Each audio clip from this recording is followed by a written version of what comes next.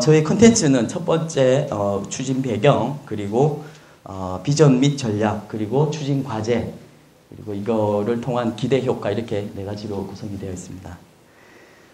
추진 배경에는 아무래도 이제 패러다임 변화, 그리고 해외는 지금 어떻게 하고 있는지, 그 다음에 이 공공 데이터 개방이 가지고 있는 의미, 그리고 가치에 대해서 추진 배경을 구성이 되어 있습니다. 먼저 추진 배경을 말씀드리겠습니다. 먼저 패러다임 변화입니다. 패러다임 변화는 먼저 저희가 한번 생각해 볼 필요가 있는데요. 스마트 사회가 도래가 됐다라고 볼 수 있을 것 같고요. 첫 번째는 스마트폰의 대중화가 되었다. 그리고 웹 3.0의 시대다라고 얘기를 하고 있고요. 웹 3.0이라는 경우는 결국은 이런 무선 인터넷 상에서 우리가 아까 스마트폰이나 이런 데서도 다 뭐 구글이나 그 다음에 네이버나 자유롭게 검색을 하실 수 있잖아요. PC 수준이 아니라. 그래서 어떤 그런 시대가 이제 웹 3.0이다라고 보실 수 있고, 거기에서 이제 서비스를 하나만 더 보면 3.0의 키가 뭐냐면 서로 정보를 서로 이렇게 연결을 시켜서 공유를 하고 소통을 하는 컨셉이 있습니다. 그게 이제 기술적으로는 이제 보통 이제 위키피디아, DBpedia로 표현하는데, 위키백과 아시죠? 그 이렇게 인터넷에서 뭐 네이버나 이렇게 할 때 보면 어떤 그 백과사전에 보면 이제 위키피디아, 위키백과라고 표현하는데, 그 서비스가 웹 3.0 컨셉으로 만들어져 있습니다. 여하튼 이런 어떤 시대가 이제 웹 3.0의 시대가 됐고, 이런 것들이 공유, 그 다음에 협력의 시대가 지금 도래했다라고 보면 될 것 같고요. 사례를 한번 보겠습니다. 스마트 사회의 사례를 보면 첫 번째가 이제 제가 항상 예를 드는 게 싸이를 보통 예를 드는데요. 싸이에 이제 알랑가 몰라 말고 이제 강남 스타일 같은 경우는 UN 이제 회원국 193개 국보다 더 많은 나라, 200개가 넘는 나라가 그 강남 스타일을 다 이렇게 전파가 됐고요. 162일 만에 이제 유튜브에서 10억 조의 건수를 달성하고 약 2천억 원의 경제 효과를 기록을 했다고 합니다. 이 현상이 한번 우리가 이제 볼 수가 있는데요. 현상을 보면 싸이가 지금 돈 벌고 인기를 거두고 있는 데가 어디인 것 같습니까? 그 뭐 SBS에 있는 뭐 인기 가요, 뭐 KBS에 있는 어떤 그런 데일까요? 그런 데가 아니고 사이버 세상에 있는 그 핸드폰 속에 있는 그런 유튜브라는 데서 이게 폭발이 터진 거예요. 그러면서 이거에서 뭐 조회 건수, 그리고 전 세계적으로 유튜브가 다 연결돼 있다 보니까 그쪽에서 유명 가수가 되고 그쪽에서 클릭수로 해서 돈을 속을 벌었다는 거죠. 자, 이런 어떤 스마트폰, 스마트 기기가 과연 없었으면 싸이가 과연 이렇게 짧은 시간에 이렇게 돈을 벌 수 있었을까라는 부분을 한번 고민할 수 있는 부분이 있을 수 있고요. 둘째는 아까도 말씀드렸지만 제가 이제 티맵을 이제 가져왔는데요. 티맵 길 안내 서비스죠. 제가 여기 뭐 SK 텔레콤이라 되어 있지만 이게 SK 플래닛이라는 어떤 그 자회사에서 이제 이거를 서비스를 하고 있는데, 티맵의 이 길 안내 서비스는 GPS 정보, 그 다음에 지도 정보, 그 다음에 유가 정보, 그 다음에 온실가스, 이런 것들이 이렇게 만들어져서 길 안내를 합니다. 자, 그러면 이런 길 안내에 지금 제공되어 있는 이런 정보들이 누가 가지고 있을 것 같습니까? 이게 잘 보면 GPS 정보, 지도 정보, 유가 정보, 온실가스 정보, 이건 다 정부가 가지고 있는 정보예요. 이게 민간이 가지고 있는 정보가 아닙니다. 자, 그러면 SK는 자기들의 어떤 자체적인 기술이나 인프라, 그 다음에 막대한 자금을 가지고 정부가 가지고 있는 데이터를 활용해서 국민들한테 국민들도 아니죠. SK에 가입되어 있는 사람들에 한해서 서비스를 하고 있죠. 수익을 창출하고 있는 거예요. 공공정보를 가지고. 이것도 또한 과연 이게 SK가 그 서비스하고 있는 티맵 서비스가 어디서 일어납니까? PC에서 일어나는 건가요? 아니라는 거죠. 이거는 핸드폰, 스마트 기기 이런 데서 서비스가 되고 있는 거예요. 결국은 스마트 사회니까 이런 서비스가 가능하다라고 볼 수 있는 거고요. 자, 다음으로 넘어가겠습니다. 그 다음에는 이제 앵그리버드라고 저는 이제 앵그리버드를 저희 애하고도 이제 막내하고도 같이 여러 번 하고 했는데 앵그리버드가 앱으로 만들어져 있죠. 그 스마트폰에 있는 뭐 안드로이드 앱이라든지 뭐 다 앱이 있는데 그게 얼마나 대단한 놈이냐면 하면은 뭐 다 아시겠지만 이제 노키아가 핀란드 그 핸드폰 회사잖아요. 근데 그 삼성 우리 갤럭시가 또 한 역할을 했고 그 다음에 특히 그 잡스의 그 아이폰이 이제 그 스마트 시장을 이제 점유하면서 노키아가 그냥 완전히 망해버렸잖아요. 그래서 그 핀란드 경제의 GDP 거의 20%가 이제 깎였대요. 깎이면서 되게 힘들었는데 그 로비오라는 그 벤처 스타트업이라고 하죠. 그 기업이 처음 시작할 때 한 10명밖에 안 됐대요. 10명 정도가 모여서 저 앵그리버드를 만든 거예요. 앵그리버드를 만들었는데 이게 지금 현재 12억 달러의 가치가 있고요. 지금 핀란드 경제를 얘가 그냥 부진했던 걸 다 만회하고도 지금 남는답니다. 이게 소프트웨어 이 프로그램 하나가 그게 제가 저희 애한테 다운 받아줄 때도 보면 0.99달러 이렇게 안 1달러도 안 하는 거 푼돈 가지고 이제 하는 게임인데 전 글로벌 시대에 전 세계가 70억이 넘는 인구가 계시잖아요. 그 사람들을 대상으로 이거 게임을 그냥 파니까 엄청난 수익이 생기는 거죠. 자, 그러면 이런 것들도 이 앱이 이 앵그리버드가 과연 현실에 있는 어떤 뭐 게임에서 나오냐 아니면 돈이 이게 스마트 기기나 스마트폰이나 이런 어떤 스마트 기반이 됐기 때문에 이런 어떤 수익이 생긴 거라고 볼 수가 있고요. 자, 그러면 그 이제 밑에입니다. 보면 이런 어떤 스마트 저희가 생각하는 혁명이라고 이제 보고 있고요.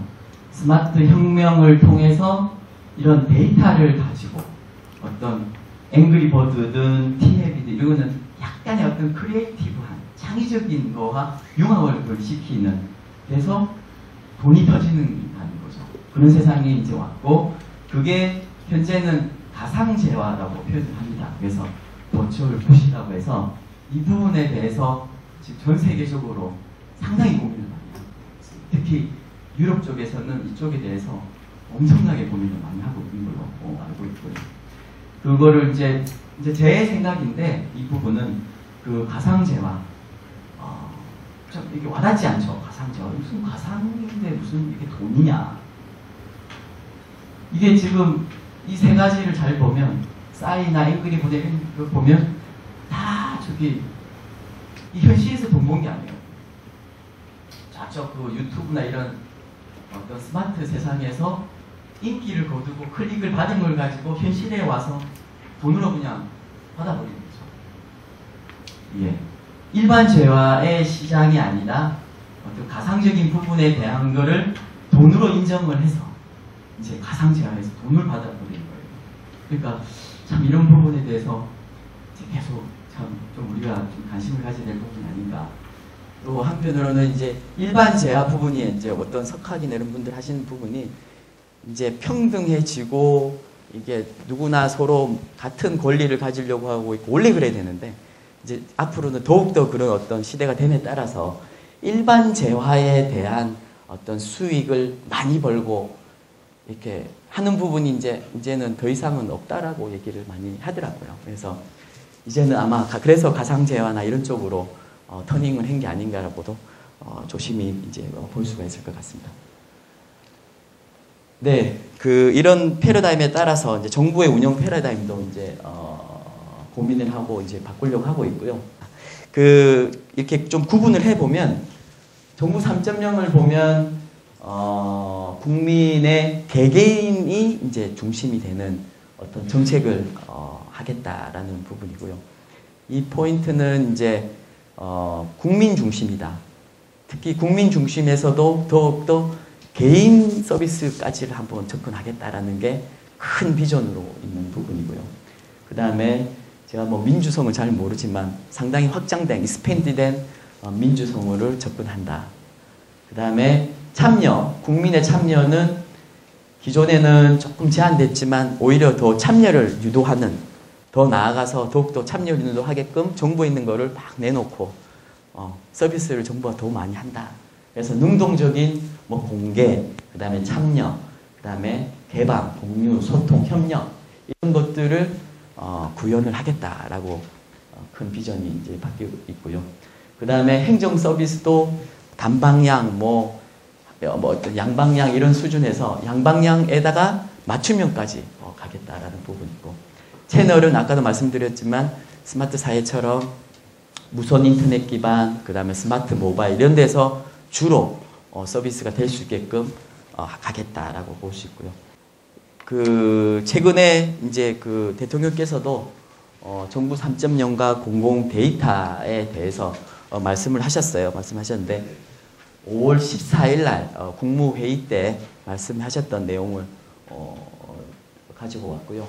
정부 3.0의 중요한 개념은 국민에게 정보를 공개하고 그 다음에 국민과 그 정보를 공유해서 국민도 참여할 수 있게 하는 것입니다. 이에 각 부처가 보유한 공공정보를 어떻게 그리고 어떤 수준까지 국민에게 개방할 것인지, 부처 간에는 어떻게 정보를 또 공유할 것인지에 대해서 계획을 조속히 마련해 주시기 바랍니다 라고 말씀을 하셨습니다. 그래서 5월 14일 날 국무회의 때 말씀하셨고요. 이 전날에 저희가 알기로는 5월 13일 날이 국무회의가 보통 화요일 항상 열리잖아요. 그래서 14일 전 이제 월요일 날, 5월 13일 날 월요일 날 그 수석 비서관 회의 때도 연일 이제 정부 3.0 중에를 적극 추진을 해라라고 했고, 데이터를 적극 개방하는 데 대해서 노력을 해라라고 또 연일 지시를 하셨고요. 아까 말씀을 드렸지만 미국 대통령 오바마 대통령이 이제 공공정보를 전면 개방으로 투명한 정보를 실현을 해야 된다라고, 이거는 이제 오바마 정부 1기 때 얘기를 하신 부분이에요. 그러니까 오바마가 이제 1기도 하고 재선에 성공을 했잖아요. 그래서 2기까지 지금 하고 있는데, 이 말은 이제 정부 출범하면서 처음 1기 때 얘기를 한 거고요. 지금 2기에 대해서는 또 뒤에 준비를 해봤습니다. 2기에는 이제 활성화까지 얘기를 하고 있고요. 오른쪽 보면 최근에 아까 말씀드렸던 그 내용이고요. 오바마 2기 정부 때 오픈 데이터 정책을 5월 9일 날, 그러니까 이제 저희 대통령께서 계실 때 이제 행정명령서를 직접 사인해서 공포를 했고요.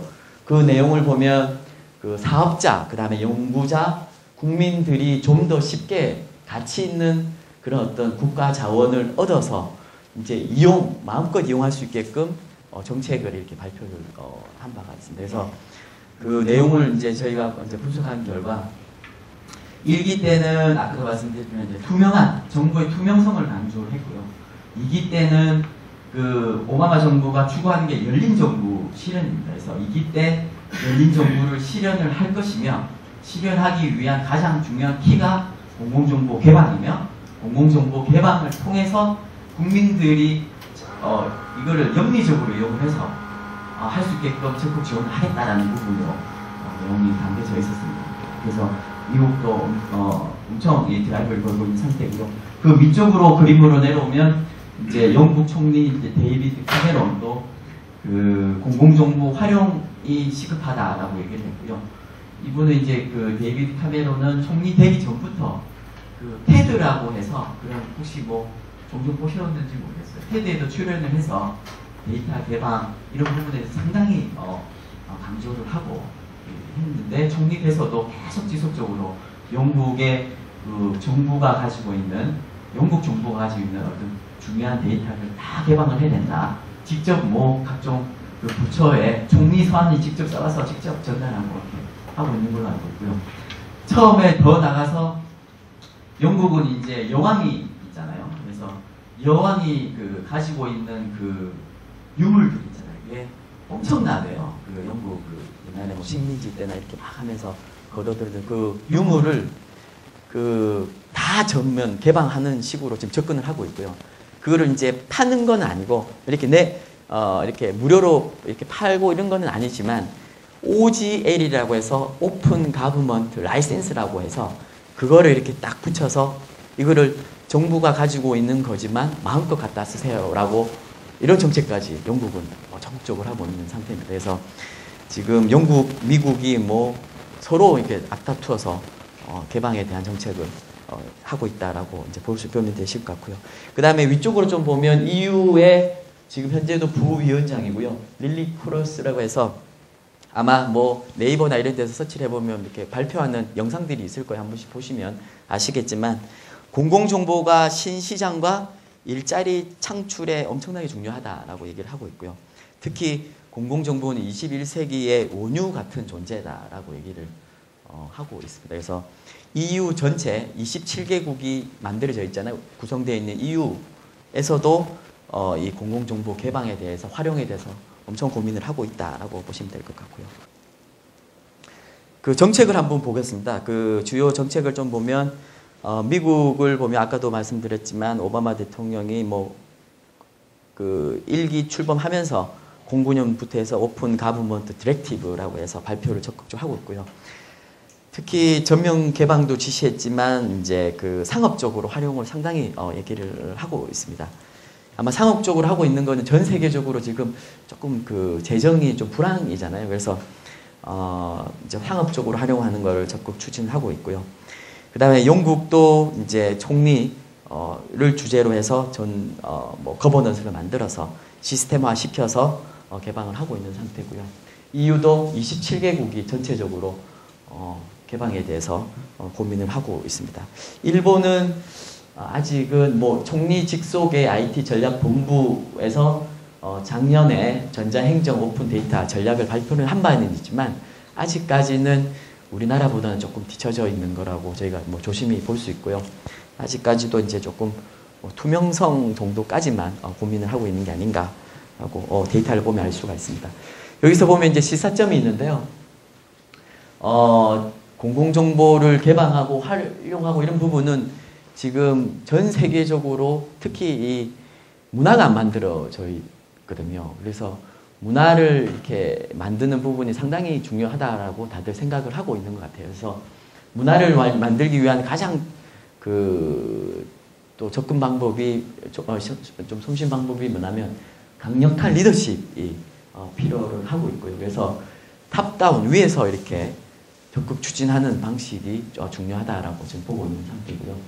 그 다음에는 이거에 따라서 뭐 단순 어느 지자체, 뭐 단순 어떤 부처의 어떤 계획이 아니라 범부처, 범정부 전체 차원의 공공 데이터 개방을 정책을 전략을 수립해서 추진하고 있다라고 보고 계실 것 같고요. 그 다음에 투명성도 중요하지만 상업적으로 쓰는 부분에 대해서 상당히 고민을 하고 법제도도 마련을 해서 진행을 하고 있다. 그래서 우리나라도 지금 법이 거의 이제 제정이 되는 상황에 왔고요. 아마 뒤에 또 말씀을 드리겠습니다. 그 다음에는 마지막에는 이제 처음 시작하고 문화를 만들고 이렇게 하다 보면 서로 이렇게 혼선이 이제 이견이 있을 수가 있거든요. 이게 개방이 뭔지 아니면 뭐 어떤 지자체는 개방을 이렇게 생각하고 어떤 지자체는 이렇게 생각하고 이렇게 하면 문화가 형성되기가 상당히 어렵고 국민들한테는 혼선이 생길 수 있기 때문에 창구의 일원화가 상당히 중요하다고 보고 있고요. 그래서 그 활용 그리고 접근성 제고를 위해서라도 공공 데이터 포탈이라는 컨트롤 타워 역할을 할 수 있는 데이터 포탈 및 그런 창구 일원화를 추진해야 된다는 어떤 공통된 시사점이 4가지 정도가 해외에서 나온다고 보시면 될 것 같습니다.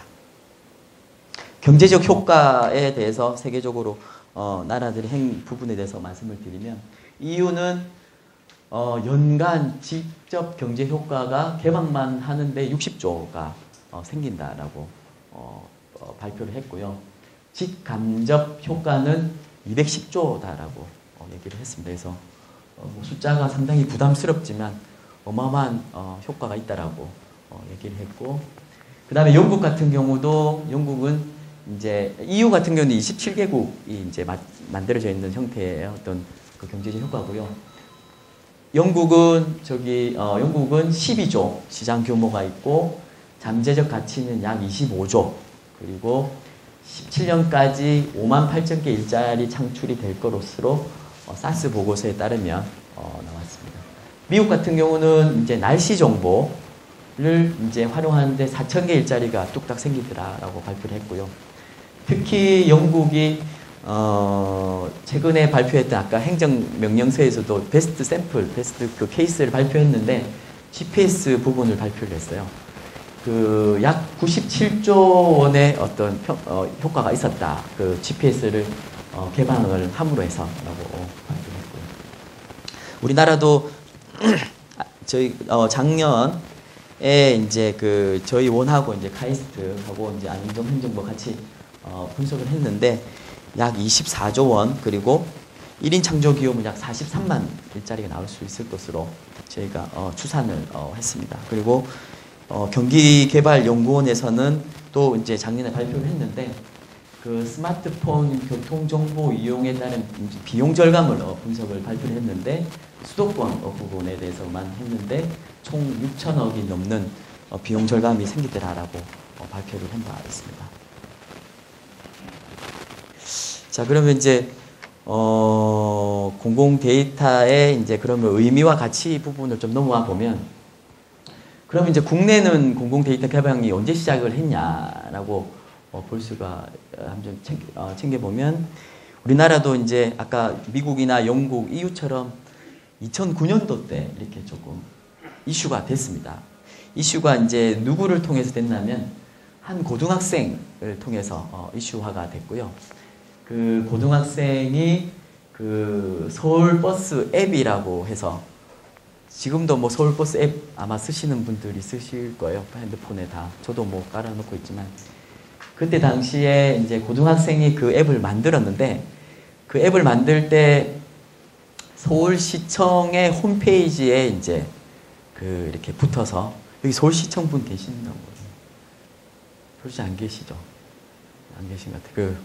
그 서울시청에서 그 앱을 이 고등학생이 만들어서 앱을 딱 서비스를 하니까 동시 접속자 수가 600만이 확 동시에 그걸 사용을 했대요. 600만 이상이 동시에 사용을 탁 하니까 그 부담이 서울시청의 홈페이지로 가버리는 거죠. 그래서 서울시청 홈페이지가 막 흔들흔들거리는 거야. 막 버버버거리고 뭐. 그래서 서울시청에서 난리가 났대요, 그때. 난리가 나서 이게 왜 이렇게 서울시청 그 인프라도 상당히 좋다고 자기가 생각했는데 이게 무슨 현상이다라고 파악을 해보니까 한 고등학생이 그냥 서울버스 앱이라는 거를 그냥 핸드폰에서 서비스를 해버리니까 그 부담이 그냥 서울시청에 가서 서울시청에서 그걸 끊었대요, 처음에. 서비스를 끊으니까 그 서비스를 잘 받고 있는 국민들이 서비스가 안 되잖아요. 서울 시민들이. 그러니까 왜 이 서비스가 안 돼? 이렇게 된 거예요. 되면서 이슈가 팍 터졌죠. 터지면서 왜 서울시가 이거를 개방된 홈페이지에서 그냥 정보를 가져와서 그 일반 시민이 그렇게 만들어서 시민들이 잘 쓰고 있는 어떤 환경을 왜 끊어? 이렇게 돼가지고 다시 며칠 만에 서울시가 다시 그 쓸 수 있게끔 하고, 이 사람을 위해서 또 별도로 그냥 그 인프라를 만들어서 서비스를 해줬다고 합니다. 그리고 그때 당시에 또 이제 어떤 게 이슈가 있었냐면,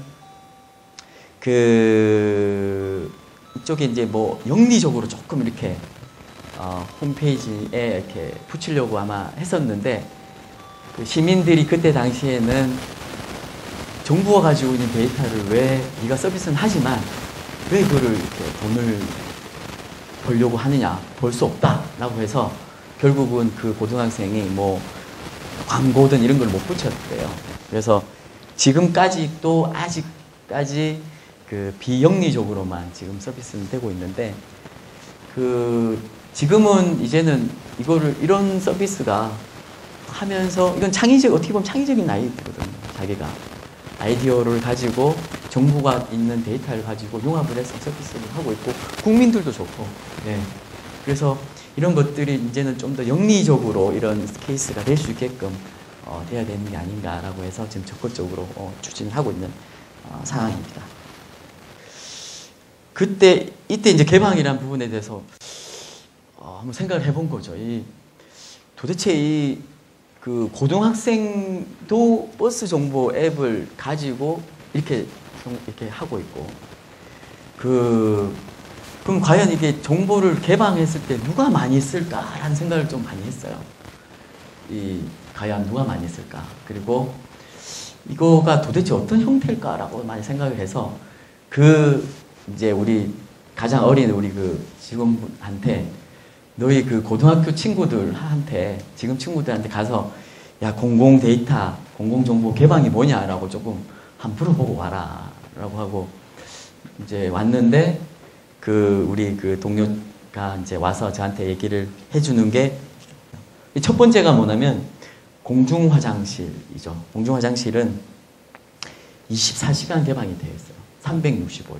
비가 오나 눈이 오나 어디든 다 개방되어 있고, 여기서 뭐 남녀 이렇게 지금 화장실 별도로 되어 있지만 남녀노소 뭐 장애우 모든 국민들이면 다 이용을 할 수 있어야 된다는 거죠. 두 번째가 이제 도서관입니다. 어디든 요즘에 도서관 이런 게 상당히 잘 되어 있더라고요. 도서관 저도 이제 보라매 공원에 있는 도서관을 한 번씩 이용하는데 너무 잘 되어 있어요. 도서관도 시간은 정해놓지만 누구나가 다 들어갈 수 있죠. 다 들어갈 수 있고 누구나 비치되어 있는 책들은 누구나가 다 빌릴 수 있고, 보건의료소도 마찬가지입니다. 요즘은 이런 부분이 상당히 이런 쪽이 상당히 잘 되어 있대요. 그래서 뭐 어떤 처방이나 이런 것들도 너무 이렇게 공공적으로 많이 서비스를 잘 해주고 있답니다. 그 다음에는 주차장, 공용 주차장이라고 볼 수 있고요. 차를 가지고 있는 분들, 뭐 자전거도 차도 돼도 되죠. 요즘 뭐 오토바이도 돼도 되고, 이런 것들은 국민이면 누구나가 차를 이용할 수 있고, 자, 이런 것처럼 공공정보 개방된 공공정보는 국민이면 누구나가 함께 이용할 수 있어야 된다라고 한번 그런 의미를 가지고 있고 가치를 가지고 있다라고 볼 수 있을 것 같습니다. 그래서 영국에서는 특히 EU에서는 이렇게 표현을 합니다. 영어로 표현하면 이제 PSI라고 표현을 하는데, 퍼블릭 섹터에 있는 인포메이션이다. 그러니까 정부가 있는 데이터를 개방을 딱 시키면 그 정보는 이제는 PSI 같은 정보가 된다. 그러니까 공공적으로 누구나가 마음껏 국민이면 막 쓰고 어떻게 쓰든지. 그렇지만 남용은 하면 안 되겠죠. 악용하고 그런 거는 제재를 당연히 하고요. 그 외에는 상업적이든 자기들이 편리함이든 다양하게 쓸 수 있는 게 공공정보 개방 이런 게 아닌가라고 한번 생각을 해볼 수 있을 것 같습니다. 그래서 이제 조금 구체적으로 내려오면 개방의 원칙을 좀 말씀드리면, 개방을 하는 전략은 공공 데이터는 무료로 제공을 한다라는 게 중요한 포인트고요. 특히 이용을 하지만 재이용, 리유즈라고 표현을 합니다. 그러니까 한 번 이용한 게 끝나는 게 아니고 한 번 이용했던 사람이 만들어낸 산출물은 또 다른 사람이 또 이용할 수가 있어요. 재이용할 수 있게끔. 그래서 융합이 가능하게끔 점점 더 확산이 되겠죠. 그런 전략이 있고, 두 번째는 국민이면 누구나가 융복합해서 그런 아까 보여드렸던 가상재화나 그런 어떤 서비스를 이익을 창출하는데 할 수 있게끔 한다라는 부분이 있고, 이렇게 하면 국민의 삶의 편리성도 생기고 윤택해지고 삶의 질이 좋아지지 않을까, 행복해지지 않을까라고 생각을 하고요. 아울러서 일자리도 생기고 새로운 시장도, 아까 사이버 스마트 시대에 있는 스마트 산업 같은 것들이 막 나오지 않을까라고 생각을 조심히 하고 있고, 그렇게 되게끔 전략을 하고 있고요. 공공 데이터의 범위를 먼저 보겠습니다. 범위는 공공기관이 직무상 전자적 방식으로 처리, 작성, 취득해 관리하는 정보나 데이터를 일컫습니다. 쉽게 말씀드리면 공공기관, 부처, 지자체, 그 다음에 저희 같은 기관, 소속 기관들 모두 다가 대상이 되며, 직무상 전자적이라는 표현은 디지털라이즈화 된 겁니다. 그러니까 파일화 된 거죠.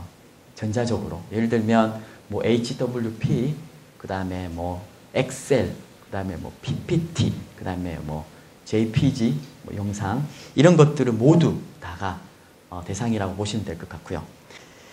개방 방식은 조금 더 구체적으로 말씀을 드리겠습니다. 개방 방식은 오픈 API 방식, 그리고 다운로드 방식, 그리고 LOD 방식이라고 되어 있습니다. 오픈 API 방식은 아까도 말씀드렸지만 그 기상 정보, 뭐 이 실시간성 있는 거, 매초 뭐 이렇게 바뀔 수 있는 정보들, 환경 정보 이런 것들이 많겠죠. 이런 것들이 대상일 것 같고요. 예를 들면 뭐 기상 정보, 그 다음에 실시간성인 아까 버스 정보, 교통 정보, 이런 것들이 매초 이렇게 계속 바뀌는 부분, 이런 것들은 오픈 API 서비스로 이렇게 제공을 해주면 상당히 국민들이 이용하기에 좋다고, 그리고 개발자들이 좋다고 합니다. 그 다음에는 이제 다운로드 방식, 파일 자체를 뭐 PPT가 됐든 HWP가 됐든 이런 것들을 그냥 올려놓으면 다운로드해서 그거를 갖다 써서 이제 할 수 있게끔 하는 방식이고요. 개방과 가장 안 맞는 그 디지털화 되어 있는 포맷 파일이 있습니다. 그게 뭐냐면 PDF 파일입니다. PDF 파일은 절대 이 개방의 대상이 아니에요. 그러니까 PDF 파일로 변환해서 드리는 거는 개방을 하는 게 아니라고 보시면 될 것 같습니다. 그래서 그 부분에 대해서는 이제 좀 아셨으면 좋겠고요. 그 다음에는 이제 세 번째 LOD라고 해서 이거는 이제 링크드 오픈 데이터의 준말입니다. 그래서 데이터를 서로 링크 거는 겁니다. 서로 데이터끼리 기술적으로 링크를 거는 방식이 있는데 이제 LOD 방식이라고 해서 또 이렇게 제공합니다. 링크드 오픈 데이터 LOD 방식은 아까 제가 제일 처음에 말씀드렸던 그 위키백과의 그 서비스가 밑단에 있는 그 기술이 링크드 오픈 데이터로 되어 있습니다. 그래서 이제 뒤에 가면 또 그 기술에 대해서 조금 더 말씀을 드리고요. 그래서 이렇게 좀 다양한 어떤 포맷으로 서비스를 하고, 옆에는 뭐 동영상, 텍스트, 이미지, 뭐 데이터베이스, 오픈 API 다 이런 것들이 대상이다라고 보시면 되고, 자 앞에 쭉 이렇게 말씀드린 것처럼 공공 데이터 개방은 상당히 중요하다고 저희는 보고 있습니다. 그리고 보고 있고, 그래서 공공 데이터는 정말 그 고부가 가치, 그 별로 노동 생산성이 별로 없어도 되고요. 아이디어와 창조적인 아이디어와만 있으면 진짜 누구나 할 수 있고요. 노트북 한 대면 뭐 충분히 할 수 있어요. 네. 그리고 이런 고부가 가치면서 이제 공공재 그리고 나눔재라고 보시면 되고, 그다음에 그러다 따라서 서비스도 좀 강화해 줄 필요가 있고요. 시장도 많이 만들어 줘야 될 어떤 필요도 있고, 점점 더 재이용 확대도 시키고, 그렇지만 이제 공공 데이터는 의 주인은 국민이라는 부분에 대해서 인식을 같이 가져주셨으면 좋겠습니다. 그래서 이런 것들이 개방이 되고 하면 점점 활용을 하고, 다양한 이제 우리나라가 스마트 기기나 인프라가 상당히 잘 되어 있잖아요. 그래서 우리나라 그 젊은 층 이런 사람들 아이디어가 워낙 좋기 때문에 조금 더 많이 개방하면 그 좋은 어떤 뭐 꼭 굳이 뭐 삼성에 안 들어가고 뭐 그렇게 안 들어가더라도 자기가 어떤 그 어떤 행복을 누리면서 아이디어로만으로도 충분히 할 수 있는 어떤 세상을 우리가 제공해 줄 수 있지 않을까라고 생각을 하고 있습니다. 우리나라 현 주소, 그러면 뭐 개방될 데이터들이 많냐라고 볼 수 있을 것 같은데요. 현재는 데이터들이 많이 있습니다. 그 정부 쪽에 양질의 정부 데이터가 많이 축적이 되어 있고요. 일례로 뭐 전자정부 사업 저희 의원들이 많이 지원했지만 약 10조 많이 투자했습니다. 그래서 그동안 만들었던 DB나 이런 것들이 상당히 많이 축적이 되어 있고요. 그 다음에 GIS 사업을 통해서도 약 2조 원 투자를 했는데 이런 부분에 대한 DB가 많이 만들어져 있습니다. 그래서 그거는 이제 정부 데이터고요. 이것 중에서 개방될 수 있는 데이터로 좀 가공하고 해서 퍼블릭 섹터 인포메이션 쪽으로 이제 개방을 시켜야 되는 역할이 있고, 그 다음에 국가 DB 사업이라고 해서 국가 DB 사업도 한 1조 원, 옛날에 뭐 공공근로화 사업 이렇게 해서 뭐 저희 전산원 때도 이렇게 많이 지원을 했는데 지금도 지금 하고 있습니다. 저희 부에서 하고 있는데 이런 것들도 대상이 되고 있습니다. 그래서 이런 부분에 대해서 뭐 적극적으로 개방하면 훨씬 더 좋지 않을까라고 보고 있습니다. 그래서 그 가치를 한번 볼게요. 이제 가치를 보면 공공 데이터 개방에 대한 가치는 뭐 정부, 국민, 기업 모두 다 좋은 어떤 가치가 있지 않을까라고 보고 있고요. 정부를 먼저 보면 개방을 하면 일단은 투명성이 좋아질 거다라고 보고 있고요. 그래서 국민에 대한 신뢰도가 상당히 높아질 거라고 예측을 합니다.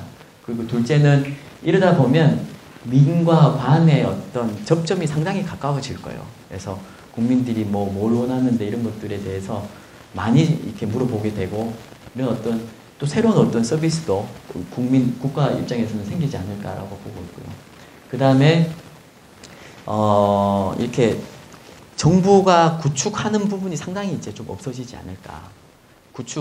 이제 기존에는 이제 뭐 전자정부 사업이나 이런 것들을 이제 많이 해왔잖아요. 그것도 그때 우리가 뭐 정부 2.0, 1.0 시대에는 이제 이 기반의 어떤 우리가 전자정부, 기존에 이제 우리 인허에 있던 이런 행정 서비스 이런 것들을 전자적으로 서비스하기 위해서 전자정부 사업을 상당히 잘해서 서비스를 하면서 했지만 이런 부분이 있더라고요. 예산적인 측면에서는 보면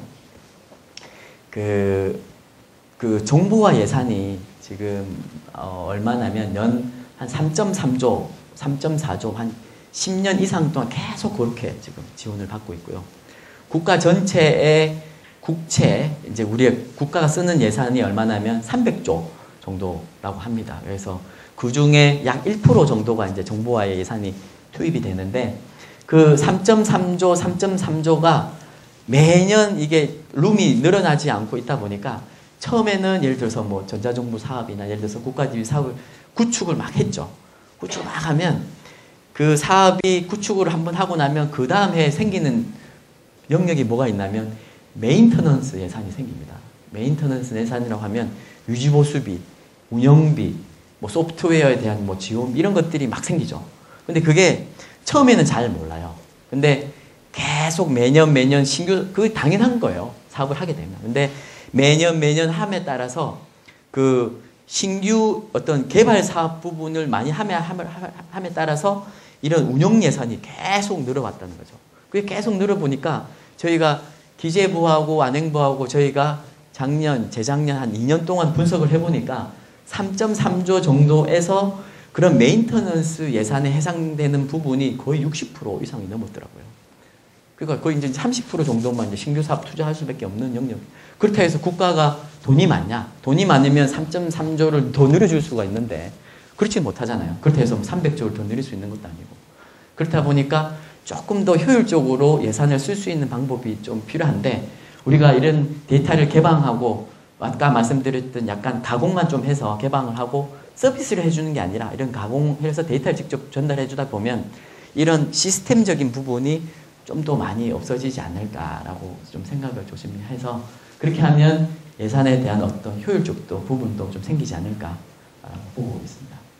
국민적인 측면을 한번 보겠습니다. 국민은 개방된 데이터를 가지고 이용하고 투명하게 이렇게 아는 수준이 상당히 높아지다 보니까 생활도 편리해지고 국민의 그런 어떤 신뢰도 상당히 좋아지고 편리성, 삶의 질도 좋아지고 직접 국민들이 이제는 기업이 그런 어떤 서비스를 생산하는 게 아니라 그 개개인, 뭐 1인 창조기업 이런 사람들이 서비스를 직접 생산할 수 있는 시대도 될 수 있다라고 볼 수 있을 것 같습니다. 그러다 보면 그런 정책 개발에 국민 한 명 한 명이 그냥 직접 참여해서 의견도 제시하고 이런 게 가능하다.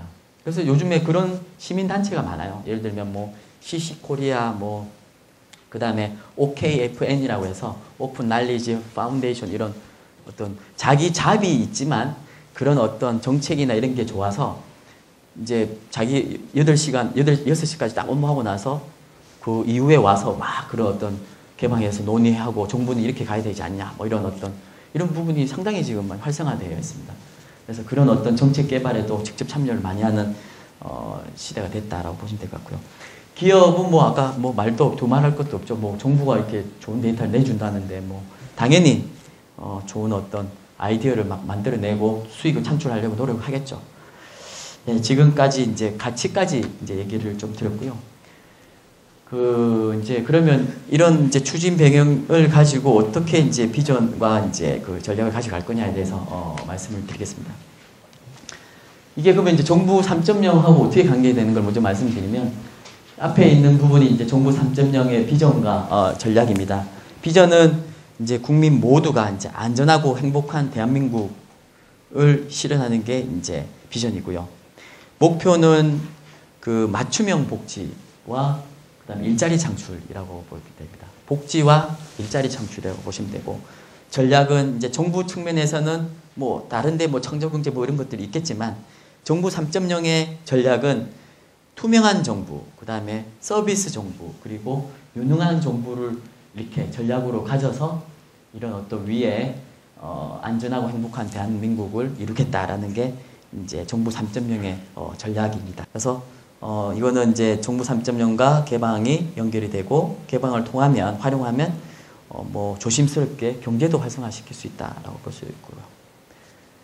그러려면 먼저 개방을 잘 해야겠죠. 예, 그게 제일 먼저 우선 과제인 것 같고요.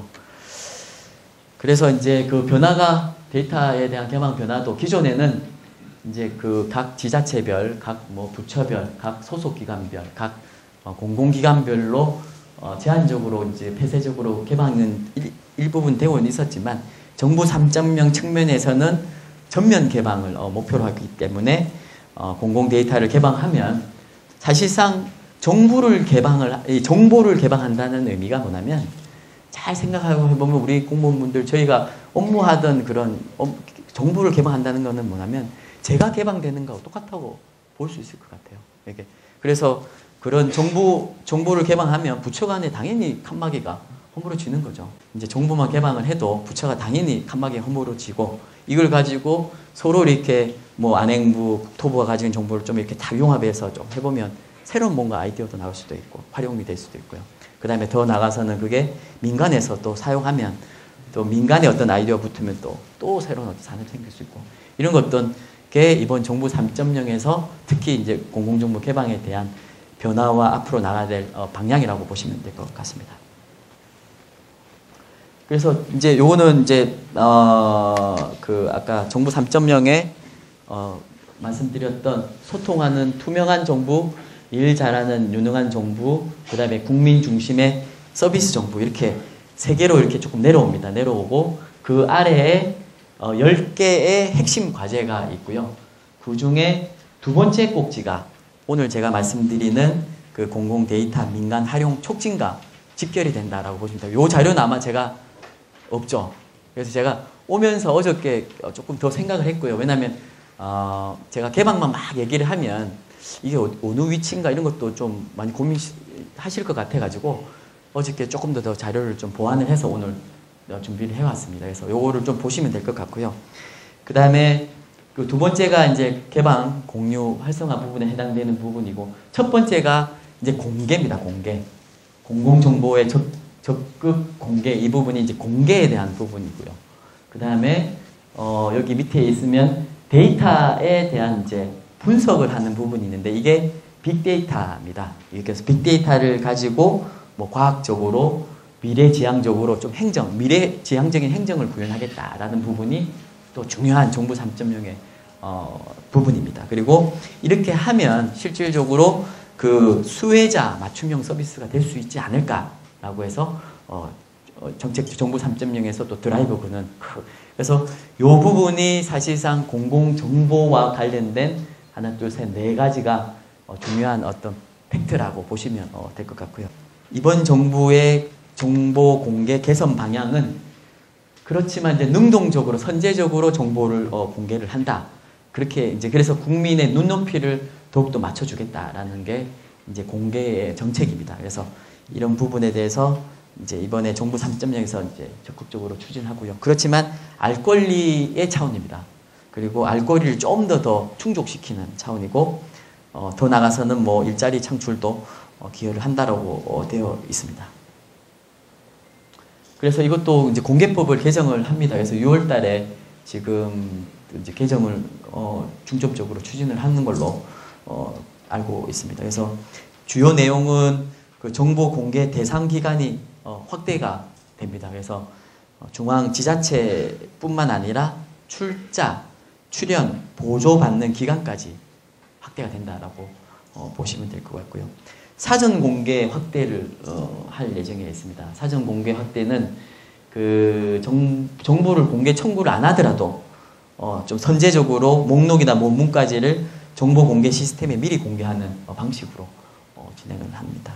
그리고 이거에 따라서 잘 하고 있는지에 대한 실태 지도 점검도 강화를 한다고 합니다. 그래서 이 부분에 대해서 공개법에 대해서 이제 개정을 진행을 하는 걸로 알고 있습니다. 그래서 공공 데이터 개방에 대한 전략은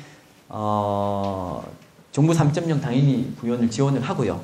그 다음에 목표는 투명성도 제고를 하지만 어떤 이렇게 좋은 어떤 일자리 이런 것들을 생기게끔 하는 부분도 상당히 역할이 크다라고 보시면 될 것 같고요.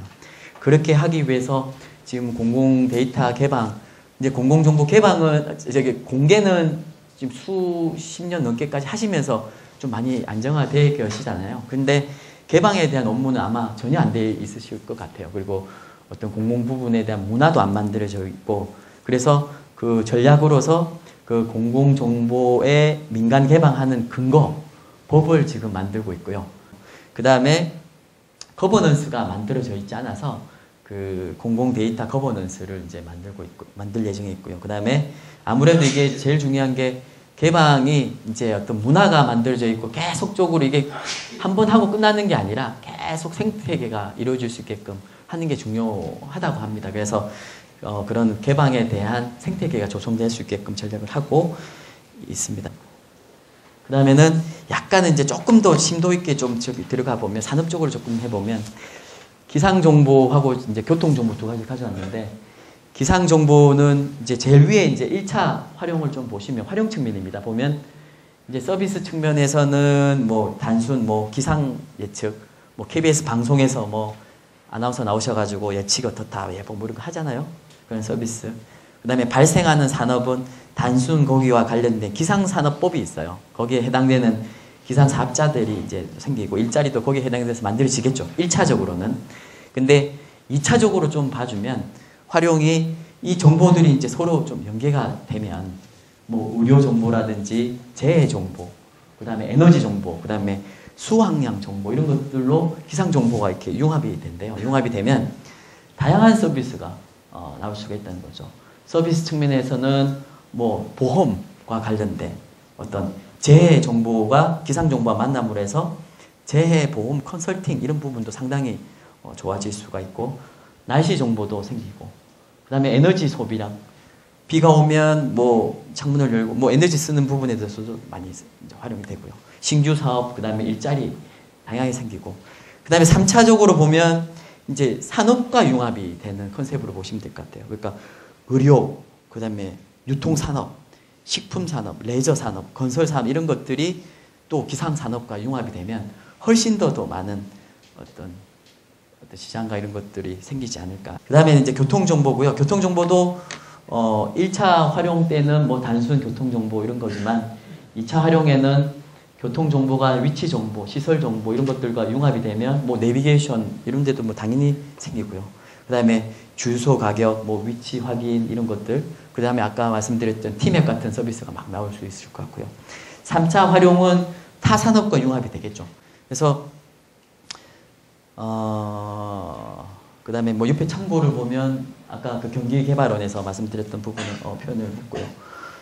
전국 교통 혼잡 비용은 보니까 약 30조 원에 이른다고 합니다. 그래서 이런 부분에 대해서 정보를 좀 활용을 많이 하면 연간 3조 6천원씩 감소를 할 수 있다고 발표가 나온 거를 인용을 했습니다. 그래서 이제 과제를 이제 조금 말씀드리면, 과제는 처음에 아까 말씀드렸지만 이제 법제화 지금 진행을 하고 있습니다. 이 법은 그 김을동 의원실하고 김을동 의원하고 진영 지금 이제 복지부 장관인데 이쪽에서 이제 발의를 했고요. 그래서 공공 데이터의 제공 및 이용 활성화에 대한 법률입니다. 그래서 이 법률안이 지금 법사위에 가여 있고 빠르면 6월 20일에 법사위 전체 회의에서 아마 토론이 되고 빠르면 27일 날 본회의를 통과될 걸로 보고 있고요. 뭐 여야를 이렇게 저희가 얘기를 해보면 뭐 다 이 개방에 대해서는 여야가 모두 다 적극해야 된다라고 공감대가 가지고 있답니다. 그래서 별 뭐 이슈는 없을 걸로 보고 있고요. 그 내용은 아까도 말씀드렸지만 일단 국민에게 공공 데이터 이용권을 보장하는 부분이 중요하게 들어가 있고요. 그 다음에 우리 공공에 계신 분들이 이제 개방을 잘 할 수 있게끔 어떤 도와드리는 부분이 있고, 그거를 갖다 쓰는 민간분들이 잘 이용할 수 있게끔 되어 있고요. 그 다음에 면책 부분도 되어 있고, 그 다음에 잘 개방을 하시면 그 어떤 상도 드리고 이런 부분이 상당히 잘 되어 있습니다, 법에. 그래서 많이 적극적으로 아마 이번 정부 때 활용하지 않을까라고 보고 있고요. 그 다음에 법적인 부분은 이게 몇 가지가 있습니다. 중요 부분은 실태조사도 저희가 안행부하고 저희가 할 예정에 있고요. 그 다음에 공공데이터 이용조사는 매년 그 기본계획도 수립하고, 그 다음에 기본계획은 3년에 만들고 세부 시행계획은 매년 만들게 되어 있습니다. 그래서 이용조사도 하게 되어 있고, 책임관제를 두게 되어 있습니다. 그래서 공공데이터 제공 책임관을 둬서 모든 기관에 아마 두게 되어 있을 겁니다. 그래서 부처청 이상의 3급 이상인 분들은 3급 이상인 분들이 하게끔 되어 있고, 그 이하의 소속기관인 분들은 4급, 그 밑으로 더 내려가면 5급 상당인 분이 책임관을 하게끔 지금 되어 있습니다. 아마 그러면 새로 자리가 생길 수도 있고 아니면 겸임할 수도 있는데, 저희 바람은 자리가 더 생기는 게 저희가 목표인데, 그 다음에 이제 공공데이터 목록의 등록을 모든 공공기관이 이제 개방할 부분에 대해서는 등록을 무조건 하게끔 되어 있습니다. 그래서 일목요연하게 한 곳에서 다 현황을 알 수 있게끔 되어 있겠고요. 그 다음에 이제 그 데이터 전략위원회 이런 것들을 만들어서 계속 심의를 할 겁니다. 그 다음에 품질도 되게 중요하거든요. 품질 관리를 하게끔 되어 있고요. 그 다음에 이제 공공 데이터 제공 기반 구축이라고 해서 아까 모두에 말씀드렸지만 머신 리더블하게 제공할 수 있게끔 법적인 근거로 만들어져 있고요. 그 다음에 면책 조항도 되어 있어서 품질이나 이런 것들로 인해서 발생한 민형사 장애 책임 부분에 대해서는 상해에 대해서는 책임지지 않는다라고 법적으로 명시가 되어 있습니다. 그 다음에는 이제 오늘 이제 아마 정부 3.0 할 때 로드맵이 아마 발표가 될 건데요. 5개년 로드맵을 이제 수립을 해놨습니다. 그래서 오늘 아마 오후 2시에 그 VIP께서 할 때 보고가 아마 될 것 같고요. 그거에 대해서 이제 개방 종합계획을 수립을 진행을 했다라고 보시면 되고, 이거는 계속 업데이트가 될 예정에 있습니다. 그 개방 추진 전략은 두 가지입니다. 그 푸시 앤 리드라고 해서 그 개방을 의무화시키는, 위에서 이제 계속 의무화시키는 부분이 있고, 하나는 이제 국민들이나 어떤 민간의 어떤 수요와 시급성을 고려해서 이제 또 우선적으로 선정하는 부분. 그래서 푸시와 리드의 방식으로 개방이 잘 될 수 있게끔 전략을 가지고 있습니다. 그래서 단계적으로 진행을 할 거고요. 푸시 같은 경우는 지금 한 10대 분야를 좀 정해놨습니다. 그래서 10대 분야에 대해서 푸시를 가할 거고요. 그 다음에 또 그 전략위원회에서 또 선정을 해서 내년에 대한 부분에 대해서 또 10대 과제를 해서 또 준비할 거고요. 이런 푸시 전략이고, 그 다음에는 리드 전략입니다. 리드도 이제 그 민간 수요가 높은 10대 분야도 정했고, 이런 부분에 대해서 개방을 할 거고, 제가 좀 잘못 말씀드렸는데 푸시는 그 수요를 통해서 받은 걸 바탕으로 지금 정리를 했고요. 그 다음에 리드 같은 경우는 그 10대 분야는 그 수요자 중심으로 저희가 조사한 거를 정했고, 그 분야는 밑에 보면 기상, 교통, 지리, 특허, 복지, 보건, 안전, 교육, 공공정책, 재정 이런 부분이 대상이 돼서 이제 진행할 예정에 있습니다. 미국, 영국, EU, 일본 같은 경우도 저희 나라하고 비슷하더라고요. 그래서 이런 부분도 저희가 종합적으로 해서 반영을 한번 했습니다. 그래서 이제 이런 부분이 좀 개방이 되고 이러면 다양한 어떤 부분에 대해서 서비스도 창출될 것으로 보고 있습니다. 그 다음에 아까 거버넌스가 안 만들어져 있죠. 그래서 그 개방 추진 체계도를 만듭니다. 간단히 말씀드리면 공공데이터 전략위원회가 가장 상위에 있는 위원회로 만들어질 거고요. 위원장이 그 국무총리이시고, 그 다음에 민간의 한 분이 또 위원장을 공동위원장으로 좀 되어 있고요. 전략위원회는 정책과 계획, 심의, 조정, 점검, 평가를 다 하게 지금 되어 있습니다. 그리고 전략위원회는 그 35명의 위원으로 그 부처, 그 다음에 지자체 장, 그리고 소속 공공기관 장, 이제 공공파트의 장들과 민간에 있는 분들의 이제 공동으로 해서 전략위원회가 위원들로 해서 구성이 되고, 전략위원회 아래는 실무위원회가 한 6개, 7개가 만들어질 겁니다. 그래서 그 실무위원회 운영이 될 예정이고요. 안전행정부는 이 공공 데이터 개방에 대한 핵심 그 부처라고 보시면 되고요. 그 다음에 전략위원회에서는 간사 역할을 주도적으로 할 예정이 있습니다. 안전행정부는 이제 뭐 목록도 공표하고 실태평가, 기본계획 수립, 그 다음에 이런 부분에 대해서 모든 부처가 제출하는 부분 계획을 모아서 기본계획을 안전행정부가 수립하게 되어 있습니다. 그 다음에 또 한 가지가 이제 있는데요. 요거는 그 오픈 플랫폼이라는 형태에서 아까 제가 앞에 아마 링크드 오픈 데이터 얘기를 드렸잖아요. 위키피디아 컨셉으로 해서 그런 컨셉으로 정부의 데이터를 다 링크를 이제 거는 식으로 지금 접근을 하고 있습니다. 그래서 그 작년에 안전행정부하고 저희가 feasibility 테스트를 실질적으로 했고요. 그래서 국가 DB PDR라는 이름으로 시범 테스트를 했는데 잘 안정적으로 만들어졌고요. 이거는 공유의 컨셉입니다. 이게 데이터를 개방도 하지만 데이터를 서로 공유함으로 해서 그 공유된 정보를 가지고 서로 이렇게 협업도 하고 이런 부분의 어떤 컨셉이기 때문에 이 부분에 대해서는 이제 이번 정부에서 또 계속 확대할 예정이 있고요. 이제 마지막에 왔는데요. 시간이 제가 너무 많이 해서 죄송하고요. 이렇게 이제 데이터를 개방을 하면 데이터에 대한